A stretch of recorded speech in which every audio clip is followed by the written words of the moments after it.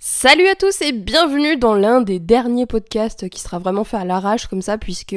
je vous annonce officiellement que j'ai un monteur qui est trop cool et du coup qui me fait des super montages pour les podcasts, donc ça va être un petit peu moins mou du genou au niveau de ce qui se passe à l'écran pour les prochains. C'est une semaine de lancement pour moi parce que je lance une toute nouvelle formation et pas des moindres, parce que c'est un programme un petit peu plus dense, un petit peu plus particulier que ce que j'ai l'habitude de lancer. C'est la formation Back to the Throne que je vous invite du coup à regarder dans la barre de description, qui est du coup en promo de lancement pour toute la semaine. Et en gros, ce programme, c'est l'objectif, qu'est-ce que c'est de vous aider en fait à reprendre un petit peu le contrôle de votre business, à reprendre un petit peu les rênes de votre business pour justement vous remettre en selle, entre guillemets. En fait, dans cette formation, ce que j'ai voulu mettre, c'est un petit peu tous les conseils qui, moi, m'aident personnellement à reprendre le business, si on peut dire ça comme ça. Vous le savez, je la fais courte maintenant. Pendant plusieurs années, j'ai pas fait grand chose honnêtement sur mon business et il a complètement tourné en automatique. Et là, actuellement, je suis un petit peu dans cette phase où je me remets le pied à l'étrier et pour ceux d'entre vous qui, comme moi, ont vécu une pause plus ou moins longue, vous savez à quel point ça peut être difficile de se remettre dans le bain. Et justement, j'ai voulu tirer un enseignement positif de tout ça et c'est pour ça que j'ai voulu du coup lancer cette formation sur laquelle je travaille depuis un petit moment et le truc, c'est que j'ai beaucoup de mal à me remotiver à travailler et du coup ça allait pas vraiment en fait avec le fait de lancer cette formation tout de suite, donc c'est pour ça que régulièrement je la reportais. Je pense que je me sentais pas vraiment assez légitime à ce moment-là pour en parler, et maintenant que je suis un peu plus reposée, que j'ai un peu plus de recul sur les choses, je me suis dit que ça allait être intéressant de partager avec vous du coup déjà 10 astuces qui m'ont permis à moi de me remotiver un petit peu à travailler, parce que là depuis une bonne semaine, un truc comme ça, ou deux même, enfin depuis un petit moment déjà, là je recommence un petit peu doucement à m'y remettre et à trouver ça agréable. En fait j'ai complètement changé de mode de travail par rapport à avant et je trouve un meilleur équilibre là. Alors là j'ai fait encore une fois une pause, mais je pense que vous l'entendez, j'arrête pas de tomber malade en ce moment, c'est une catastrophe, j'en peux plus. Bref, on commence bien 2022, mais en tout cas j'ai beaucoup d'idées, j'ai beaucoup de choses en tête et j'ai beaucoup de projets qui sont en train d'émerger. Comme je vous le dis souvent, pour moi 2022 c'est pas pour rire quoi, on n'est pas là pour déconner. il y a des gros enjeux, il y a des gros objectifs que je me suis fixés et je compte bien commencer à m'y mettre dès que j'aurai arrêté d'être malade. Mais même là, même là en étant encore un petit peu malade, je sens que ça va un peu mieux. Mais enfin bref, voilà, je commence déjà à m'égarer dans ce podcast, mais vous allez avoir l'habitude, à force. Ça faisait longtemps que j'en avais pas fait un, ça fait depuis une petite semaine, mais là du coup on est de retour et du coup bon, au lieu de continuer à faire une introduction comme ça sans fin, je vais déjà mettre pause et tousser en bonne et due forme.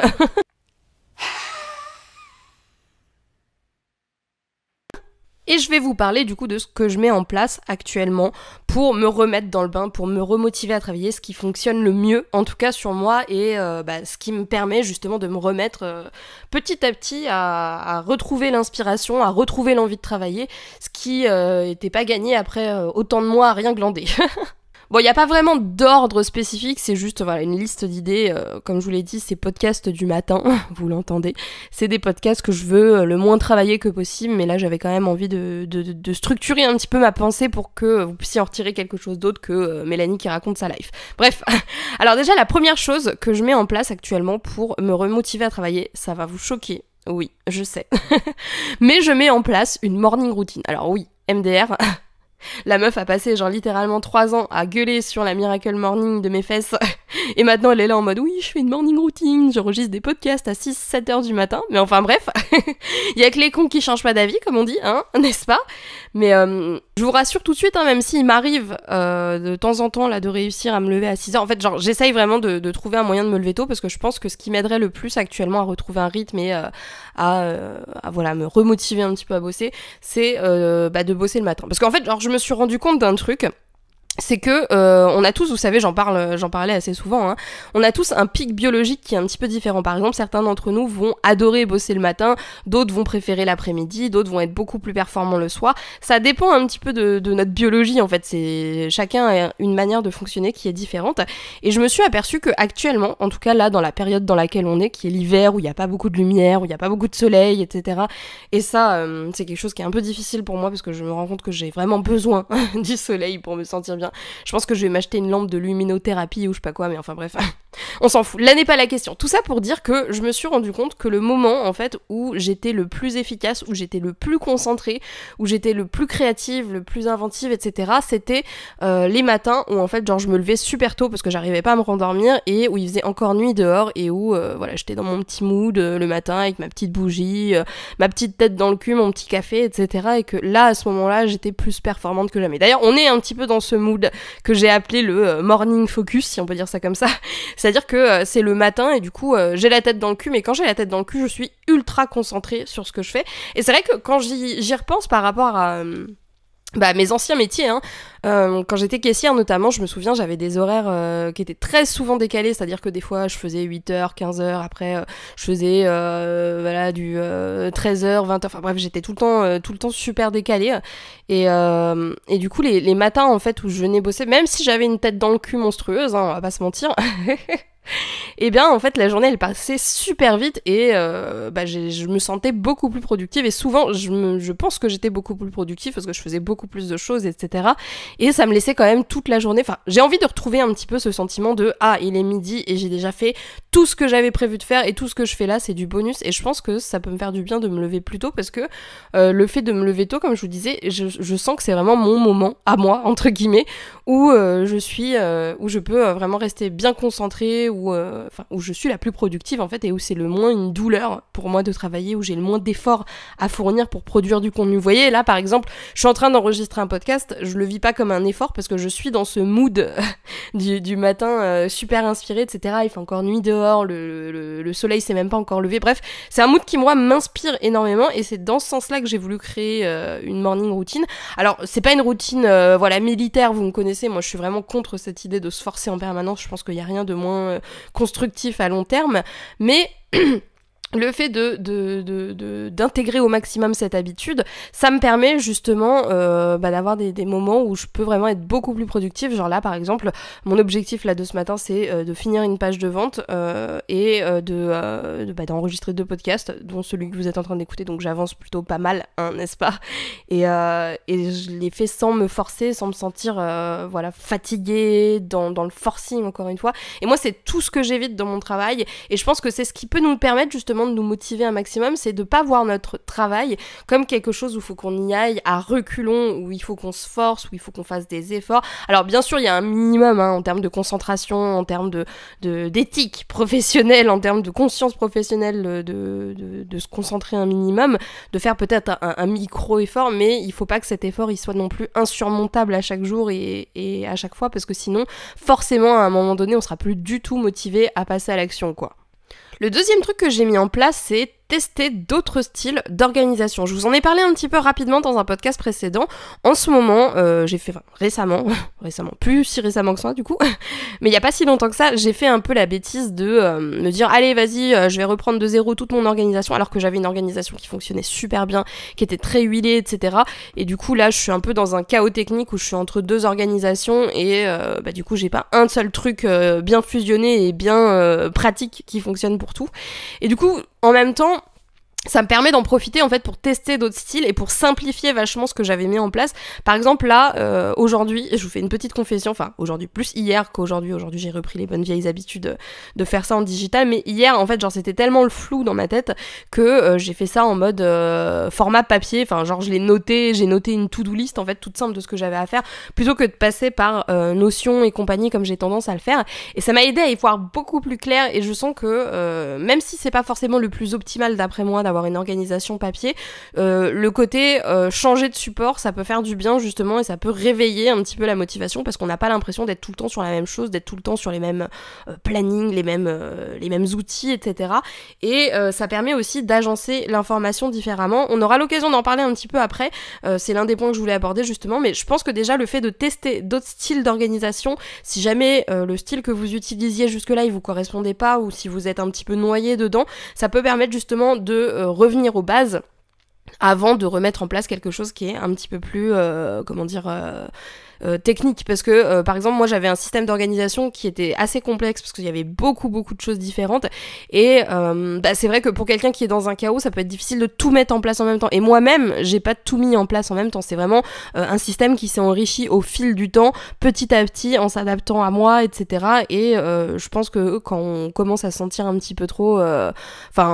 démotivé par rien que le fait de regarder ce qu'on a à faire ou de noter sa to-do list, c'est que quelque part il y a quelque chose à changer à ce niveau-là, et du coup c'est l'occasion de tester d'autres styles d'organisation qui nous procurent un petit peu plus de plaisir. C'est pour ça que moi je retourne un petit peu plus vers le format papier en ce moment, parce que je me rends compte que le geste d'écrire c'est quelque chose qui m'aide beaucoup, qui m'apaise beaucoup et qui me plaît. Donc je suis encore en train de chercher comment je veux intégrer ça sans que ce soit trop contre-productif, parce que je pense quand même que c'est très intéressant, surtout quand on travaille sur internet, d'avoir principalement des outils digitaux. Donc je vous en reparlerai sûrement bientôt. Là je fais quelques petits tests avec des outils de prise de notes sur l'iPad, etc. Et c'est plutôt concluant, mais j'attends d'avoir un truc un peu plus carré pour vous en parler. D'ailleurs, n'hésitez pas à me dire dans les commentaires si ça vous intéresse, parce que je suis pas sûre que tout le monde ait forcément une tablette avec un stylet à disposition, parce que moi j'utilise GoodNotes et Notability. Je sais pas si ces outils-là sont disponibles ailleurs que sur iPadOS, donc voilà. Dites-moi dans les commentaires si ça vous intéresse d'avoir quelque chose à ce sujet-là. D'ailleurs, je vais sûrement enregistrer un podcast là-dessus, mais voilà. Bon, j'arrête de digresser et je reprends un petit peu ce que j'étais en train de dire. Troisième truc que j'ai fait, c'est simplifier au maximum mon business. C'est-à-dire que je me suis dit, bon, là, franchement, il faut que je fasse vraiment que le minimum essentiel. Vraiment, on est dans du 80-20 là, à l'extrême. Du style, je fais vraiment que ce qui est essentiel, et là, tout le reste, soit je le délègue, comme je vous le disais en ce moment, je m'entoure beaucoup de personnes plus douées que moi dans leur domaine. Soit je le supprime carrément, en fait. Il y a des trucs que je faisais avant que maintenant je fais plus du tout. Par exemple, là, j'ai fermé mon Discord. J'ai pas eu forcément le temps de vraiment communiquer là-dessus, donc j'en profite pour le faire ici. J'ai fermé mon Discord, et parce qu'en fait c'était une charge mentale en plus, quelque chose en plus à calculer, etc. Et j'ai vraiment cette envie de simplifier. Genre vraiment maintenant, je me dis, j'ai vraiment envie de focus sur YouTube et de focus sur éventuellement Instagram, et encore j'hésite pas mal sur Instagram, etc. Mais enfin bref, pour l'instant en tout cas je sais que YouTube c'est c'est ma grosse priorité entre guillemets, avec comme d'habitude la création de produits, etc. Et j'ai vraiment envie de me concentrer sur ce format, et j'ai vraiment pas envie de me disperser dans 50 trucs différents, et non plus de perdre du temps dans des choses qui soit ne m'intéressent pas, soit ne sont pas forcément les domaines dans lesquels j'excelle le plus, hein. J'ai jamais été non plus une experte en montage vidéo ou en graphisme ou ce genre de choses. J'ai réussi à me débrouiller jusque là parce que solopreneur oblige, mais c'est pas forcément mon domaine à moi ni ce que je préfère, donc le déléguer c'est toujours une bonne chose. Et aussi le fait d'avoir simplifié au maximum ce que j'avais à faire, donc là de me dire justement mon focus c'est YouTube et éventuellement Instagram de temps en temps, n'oubliez pas de me suivre sur Instagram, bref, forcément ça m'aide à y voir plus clair, parce que le matin quand je me lève, je suis pas là en train de me dire bon alors qu'est-ce que je fais, Facebook, Twitter, non, genre je sais tout de suite que soit j'ai des vidéos à faire, soit j'ai des formations sur lesquelles je dois travailler, etc., des emails, des pages de vente, enfin voilà, j'ai une organisation qui est simplifiée parce que j'ai un nombre de tâches qui est vraiment défini à l'avance et qui est pas trop lourd, vu que je suis dans une logique de reprise, de remotivation, et que il y a quand même tout un processus de il faut se remotiver quand même à passer à l'action, ce qui est pas forcément toujours facile, quoi. Dans la même veine, ici, l'objectif, c'était aussi pour moi de faire une sorte de bilan stratégique, c'est-à-dire de prendre un petit peu les gros domaines, les gros domaines, comment dire, les 3 points clés, les 3 piliers, les 4 piliers même, j'ai envie de vous dire, qui étaient les plus importants en fait pour que mon business soit stable et puisse se maintenir à flot, même si moi, pauvre petit être humain à la tête de ce business, il m'arrive d'être fatiguée ou de pas avoir envie ou ce genre de trucs. Bref, il fallait que je trouve en fait quelque chose pour que la stratégie business derrière soit viable, donc que je puisse continuer à la fois à attirer des clients, à la fois à vendre des produits et à la fois à faire grandir mon business sans forcément que ça dépende toujours de moi, et surtout sans me baser en fait sur une énergie qui est constante, parce que avec l'année que j'ai eue là, je me suis vraiment rendu compte que c'était essentiel d'avoir quand même des trucs en stock et des phases où on crée un maximum de contenu en pensant stratégie plutôt que d'avoir du contenu comme là en fait où on va créer un peu plus au feeling. Les deux sont très bien hein, mais je pense que c'est très très important surtout pour ceux d'entre vous qui ne vivent pas encore de leur activité ou qui n'arrivent pas à avoir des chiffres assez intéressants de toujours faire un point sur la stratégie parce qu'on ne vit pas d'amour et d'eau fraîche les amis, je sais c'est triste mais c'est pas parce que on se lance et qu'on se dit trop cool, je vais faire ce que je kiffe et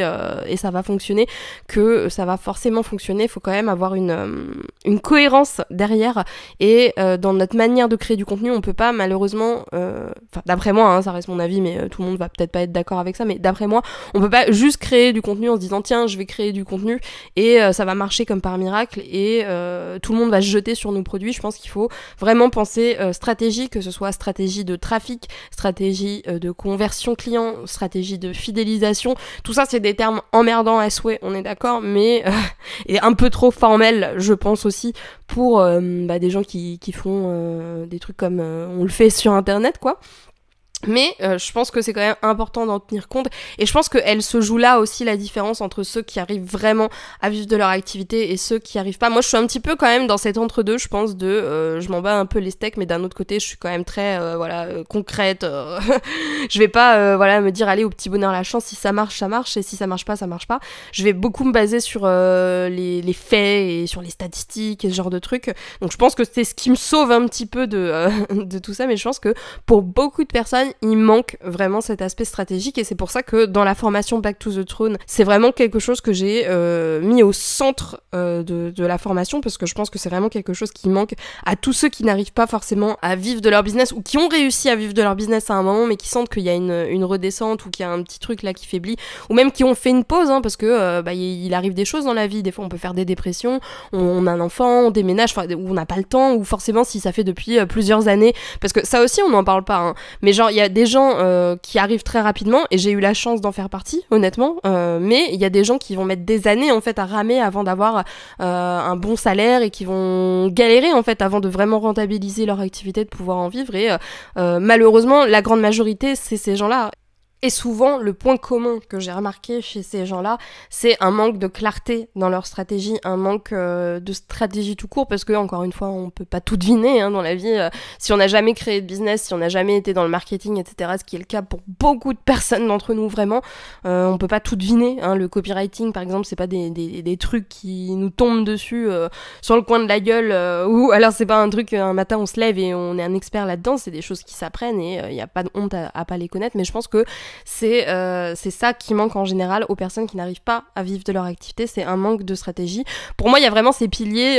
il faut absolument trouver un moyen d'attirer du trafic sur le long terme, il faut absolument avoir quelque chose qui permette de faire rentrer de l'argent régulièrement et il faut absolument avoir une stratégie de contenu, notamment si on est dans le marketing de contenu, que ce soit sur YouTube, sur les blogs, les réseaux sociaux, peu importe. Donc je pense que c'est des choses qui sont un petit peu plus techniques, entre guillemets, et que c'est là-dessus qu'on gagne à se former, et c'est pour ça vraiment que dans la formation Back to the Throne, j'ai fait tout un module complètement dédié à ça pour vous aider à la fois à trouver et à mettre en place une vraie stratégie pour que votre business il tourne de la manière la plus automatique que possible, mais aussi pour refaire le bilan, refaire le point sur là où vous en étiez et quels sont vos vrais objectifs. Bref, tout ça pour dire que pour ce qui est de la 5e, oui on en est qu'à la 5e, j'ai pas mal de choses à vous dire là-dessus, j'ai beaucoup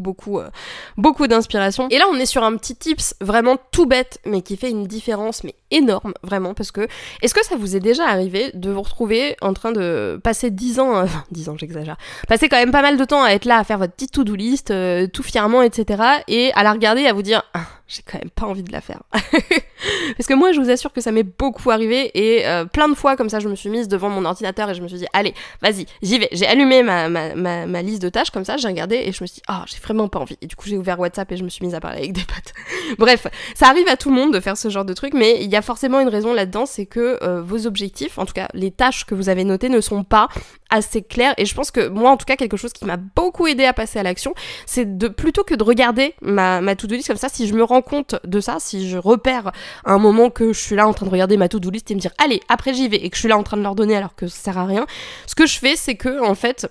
j'utilise, vous savez, j'utilise toujours Things 3 qui est du coup un outil pour gérer les tâches. Et dans Things 3, en fait, on a la possibilité, voilà, de transformer, enfin, de mettre une checklist, en fait, sous chacune des tâches, donc voilà, de mettre des sous-tâches, en quelque sorte.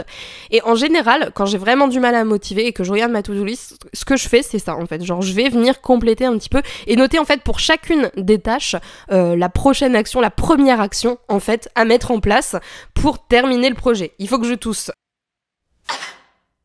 Je vous donne l'exemple idéal de la page de vente, parce que tout le monde sait que je déteste écrire des pages de vente, et je pense qu'on est tous nombreux à détester écrire des pages de vente, c'est pour ça que je cherche un maximum d'astuces pour que ce soit le moins compliqué, moins prise de tête que possible, bref. Du coup, là, sur ma to-do list, il y avait finir d'écrire la page de vente, et finir d'écrire la page de vente, c'est cool, mais c'est quand même vachement vague. Donc du coup, j'ai découpé ça en plusieurs petits trucs, je me suis dit, vas-y, ça peut faire des espèces de pomodoro. Bon, vous savez que moi, mes pomodoro, elles durent pas 30 minutes, mais c'est plus des sessions, un petit peu de focus. Et j'ai découpé ça en 4 petites séances de focus qui sont du coup beaucoup plus accessibles parce que y a par exemple faire les bénéfices des modules, terminer la partie storytelling, remplir la partie FAQ, terminer la features box. Enfin, vous voyez, genre le fait de découper ça en petites sous-tâches, c'est super con, hein. Franchement, on est d'accord, c'est bête, hein. Mais ça aide vraiment parce que à chaque fois qu'on va se mettre au travail, on se dit allez, j'en fais un petit peu et ça va pas être très compliqué pour moi par exemple de juste trouver le titre par exemple ou de juste remplir la partie storytelling. Je sais que si je me concentre pendant 30 minutes, petite pomodoro là, ça peut le faire et du coup je suis beaucoup plus motivée à le faire et j'ai beaucoup plus de clarté en fait sur ce qu'il faut faire. Donc je pense que ça peut vraiment faire une énorme différence, surtout pour ceux d'entre vous qui ont un petit peu tendance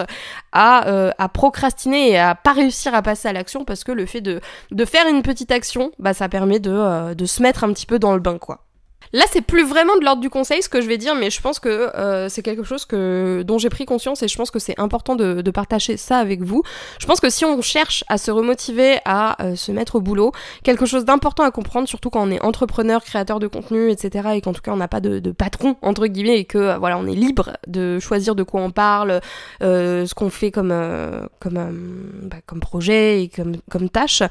c'est de retrouver en fait le vrai pourquoi, de retrouver vraiment l'étincelle en fait qui nous a donné envie de nous lancer à la base. Pendant quelques mois, vraiment je pense pas plus que pendant quelques mois, mais pendant quelques mois, j'ai perdu un peu le sens de ce que je faisais parce que j'étais occupée à gérer ma vie et du coup j'ai laissé mon business complètement de côté. Et c'est ce qui a fait aussi que je me suis un peu arrêtée, ce qui a fait que voilà, j'ai fait une pause en fait qui a duré plus ou moins longtemps, voilà, en revenant de temps en temps un peu au feeling quoi. En fait, je me suis déconnectée de mon business et il y avait vraiment un énorme écart. Enfin pour moi en tout cas, hein, entre ce qui était posté, c'est qui avait été planifié des mois, voire voire un an avant presque, et ce qui se passait dans ma vie et le mood dans lequel j'étais dans mon business. Et du coup j'ai un peu perdu le sens en fait de pourquoi j'avais lancé mon business, pourquoi j'avais lancé Wonder Wild Queen, pourquoi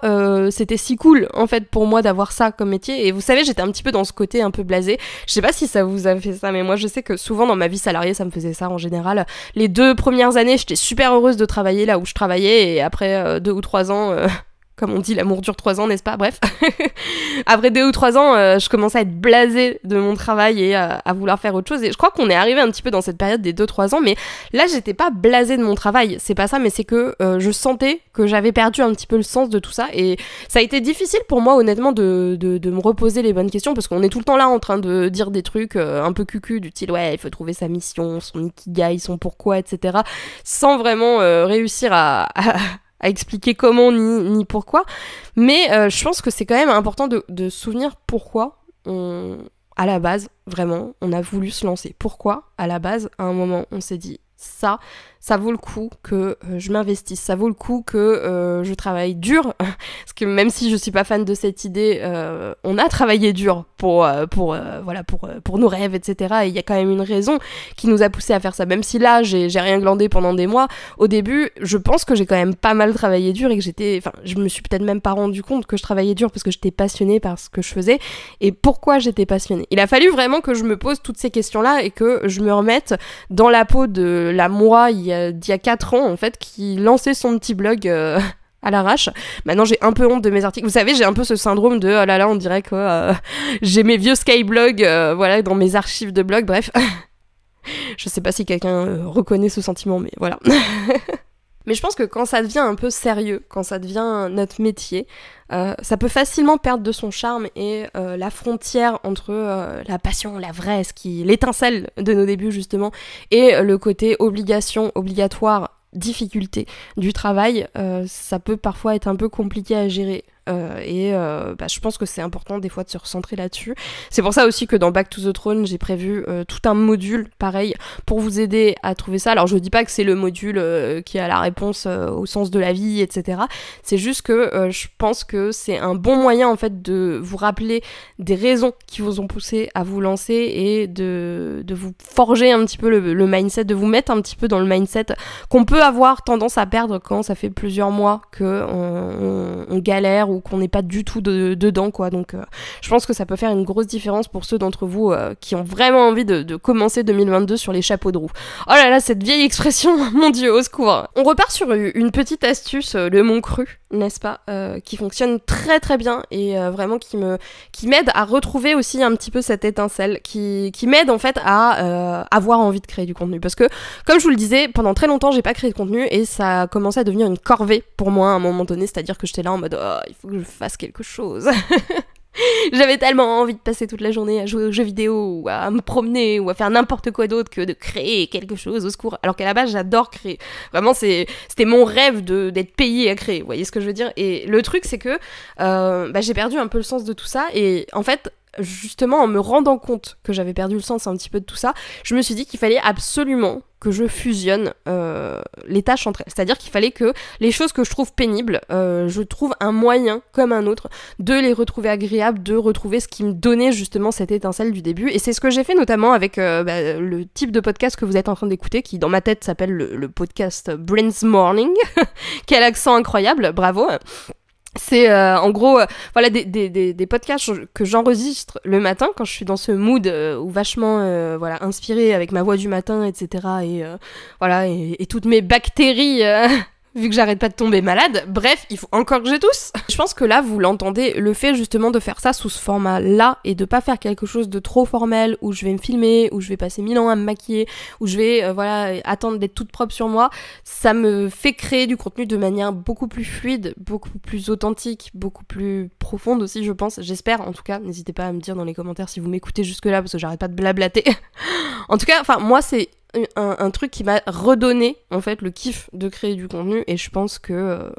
ça m'a aidé à retrouver un petit peu cette étincelle et que du coup ça peut aussi vous aider à retrouver la vôtre, d'essayer au maximum comme ça de vous dire comment je pourrais rendre chacune des tâches que j'ai à exécuter beaucoup plus agréable, beaucoup plus kiffante pour moi, quitte à rajouter juste un petit truc débile, hein, par exemple comment je pourrais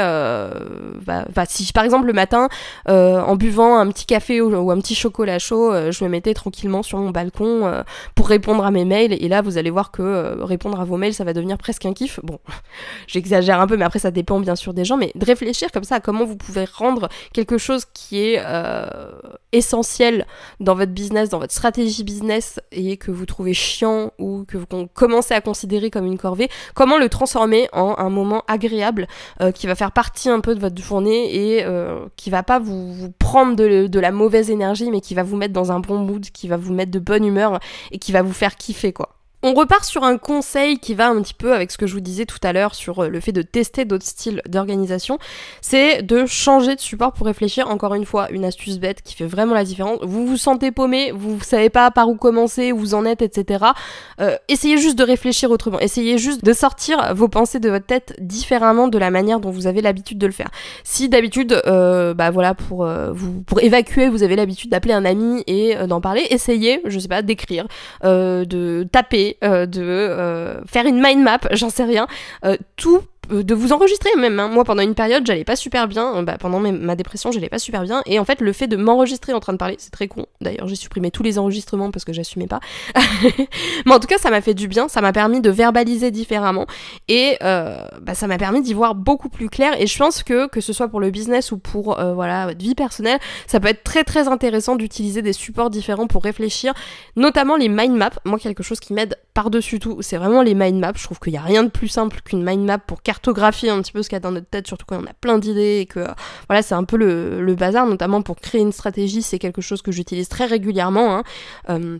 Donc les mind maps, je pense que vous voyez ce que c'est les... Bon, j'ai la flemme d'expliquer ce que c'est qu'une mind map. Google est votre ami. En tout cas,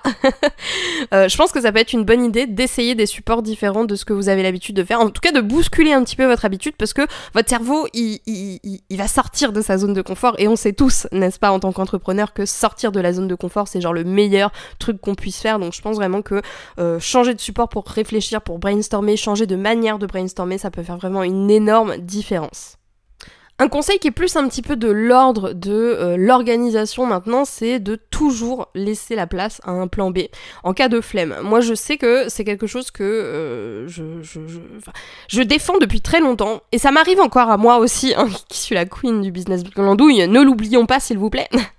De penser en fait que je suis capable de plus que ce que je suis vraiment capable en vrai. C'est-à-dire que je surestime un petit peu parfois ma motivation, et il n'y a rien de plus frustrant que de surestimer sa motivation. C'est vraiment très très important de régulièrement faire un point là-dessus et d'avoir toujours la possibilité d'annuler des plans si jamais vous n'avez pas le courage, si vous n'avez pas la force, etc. De suivre en fait votre niveau d'énergie, parce que des fois on n'est pas en forme, on n'a pas envie, on a la flemme, on a voilà tout ça. Et tout ça, je pense que c'est important d'en tenir compte, parce que moi personnellement en tout cas, le pourquoi, la raison profonde pour laquelle j'ai lancé mon business, honnêtement, c'est pour avoir une vie qui me fasse kiffer. C'est-à-dire que j'avais pas envie de me forcer, j'avais pas envie de faire des trucs chiants, j'avais envie que tout ce que je fasse le matin, du matin au soir, c'est des choses que je trouve intéressantes, c'est des choses que je trouve drôles, c'est des choses qui m'intéressent, etc. Et c'est ce qui se passe actuellement. Alors bien sûr, entre deux, il y a toujours des trucs un peu chiants, hein. Personne n'aime changer la litière, personne n'aime faire la compta. Enfin si, mais vous êtes des mutants, encore une fois pardon, mais vous voyez ce que je veux dire. Il y a des petites choses comme ça forcément qui viennent et qui sont pas forcément agréables dans ma journée, mais qui restent obligatoires, mais globalement, je suis libre de faire ce que j'ai envie de faire, et c'est vraiment pour ça qu'à la base je me suis lancée. Et je pense que c'est vraiment une des leçons clés que je garde de cette année 2021, c'est vraiment de pas aller au-delà de mes limites pour faire plus, pour avoir plus de résultats, etc. Parce que clairement ça ne me réussit pas. Je préfère vraiment avoir un style de vie le plus chill que possible, quitte à faire moins de ventes plutôt que de faire un max de ventes et de me tuer à la tâche. Vraiment, c'est vraiment un lifestyle que je kiffe particulièrement maintenant. Je pense qu'en plus avec internet on peut vraiment trouver un équilibre très intéressant entre les deux, donc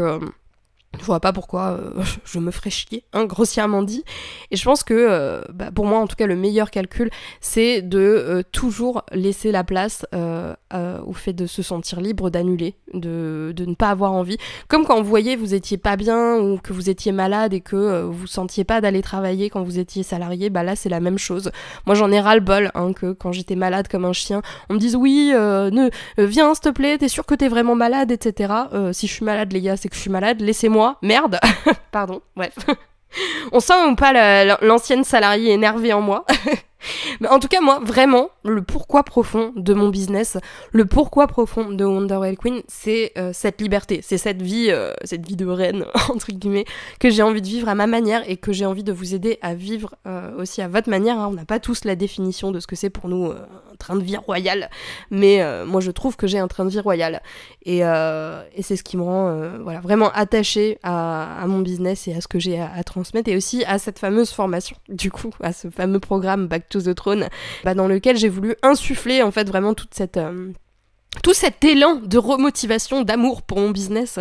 que j'ai eu ces derniers temps et qui me donne vraiment envie de déplacer des montagnes en 2022. Donc si vous aussi vous sentez que là c'est le moment et que cette année c'est notre année, bordel de merde, faut que j'arrête de dire des gros mots toutes les 5 minutes, mais bon, au moins, vous savez que ça vient du cœur.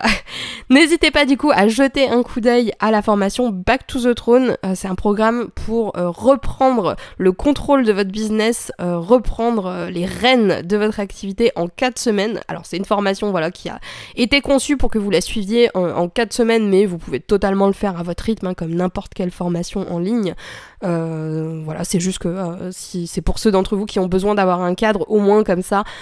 vous avez un programme bien défini à suivre et vous pouvez avoir des résultats du coup en 4 semaines. Donc si jamais ça vous intéresse de remettre votre business sur pied et de reprendre en main votre rêve de vie de queen et d'indépendance financière, je vous laisse du coup découvrir la formation Back to the Throne qui se trouve du coup dans la barre de description. Moi je vais vous laisser là, ce podcast était hyper long mais